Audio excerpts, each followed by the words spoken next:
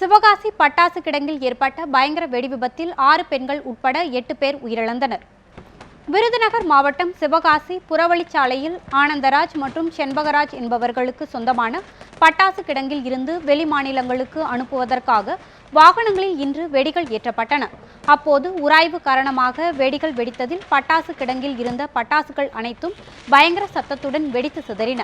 இதனையடுத்து அங்கிருந்த தொழிலாளர்கள் தப்பியோடினர். பட்டாசு கிடங்கில் உள்ள வெடிகள் வெடித்ததில் அதன் அருகே இருசக்கர வாகனம் விற்பனையகத்தில் நிறுத்தி வைக்கப்பட்டிருந்த 20க்கும் மேற்பட்ட இருசக்கர வாகனங்கள் எரிந்து சாம்பலாகின.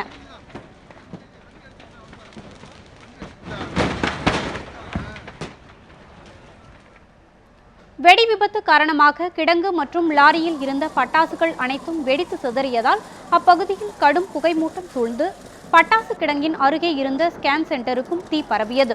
அங்கிருந்த பணியாளர்களும் நோயாளிகளும் புகைமூட்டத்தில் சிக்கி மூச்சு திணறலுக்கு உள்ளாகினர்.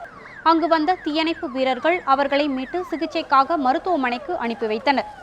இதில் 5 பேர் சம்பவ இடத்திலேயே உயிரிழந்தது தெரியவந்தது. பல மணி நேர போராட்டத்திற்கு பின்பு தீயணைப்பு படையினர் தீயை அணைத்தனர்.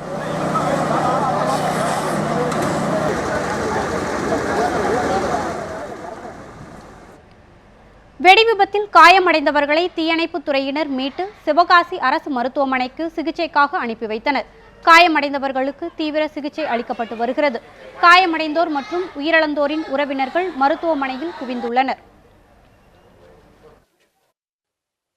சென்டரில் நின்று கொண்டோம். வெளியே டமடம் சமண்டு கேட்டுச்சு.